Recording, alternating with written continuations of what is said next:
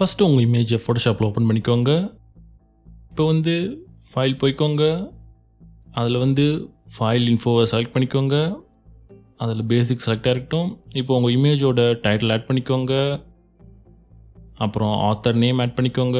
ஆத்தரோட title add பண்ணிக்கோங்க. உங்கள் இமேஜை பற்றி ஷார்ட் டிஸ்கிரிப்ஷன் இங்கே ஆட் பண்ணிக்கோங்க.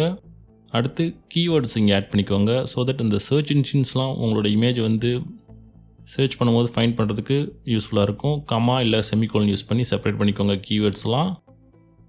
நெக்ஸ்ட் இங்கே காப்பிரைட்டட் அப்படின்னு செலக்ட் பண்ணிக்கோங்க. இந்த இடத்துல ஸ்டேட்டஸ் இங்கே காப்பிரைட் நோட்ஸ் ஆட் பண்ணிக்கோங்க. இந்த காப்பிரைட் சிம்பிள் சி லோகோ வர்றதுக்கு விண்டோஸில் ஆல்ட் +0169 அழுத்துங்க. மேக்கில் ஆப்ஷன் +G ப்ரெஸ் பண்ணுங்கள். நெக்ஸ்ட் இங்கே உங்களோட வெப்சைட் அட்ரஸ் ஆட் பண்ணிக்கோங்க. ஓகே கொடுக்கறதுக்கு முன்னாடி இதை சேவ் பண்ணிக்கோங்க. எக்ஸ்போர்ட் கொடுத்து .xmp ஃபைலாக சேவ் பண்ணி வச்சுக்கோங்க. இந்த காப்பிரைட் இன்ஃபர்மேஷனை பின்னாடி யூஸ் பண்ணிக்கலாம். இப்போ ஓகே கொடுங்க. There you go. Copyright information add பண்ணியாச்சு.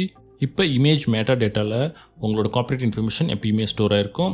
ஜஸ்ட் இன்கேஸ் உங்களுக்கு ஒரு நியூ இமேஜில் காப்பிரைட் இன்ஃபர்மேஷன் எப்படி ஆட் பண்ணணும்னா ரொம்ப simple. Right from the beginning நீங்கள் பண்ண வேணாம். இமேஜ் ஓப்பன் பண்ணிக்கோங்க. ஃபோட்டோஷாப்பில் ஃபைல் போய்க்கோங்க. ஃபைல் நியூ போங்க. பேசிக்ஸில் இங்கே இம்போர்ட் செலக்ட் பண்ணுங்கள். நீங்கள் முன்னாடியே சேவ் பண்ணி வச்சுருக்க அந்த காப்பிரைட் இன்ஃபர்மேஷன் .xmp ஃபைலை லொக்கேட் பண்ணி ஓப்பன் பண்ணிக்கோங்க.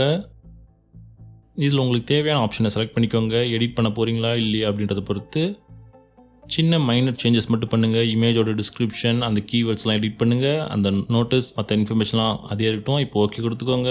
தேர் யூ கோ. ரொம்ப சிம்பிள் ஈஸியாக காப்பிரைட் இன்ஃபர்மேஷன் ஆட் பண்ணியாச்சு.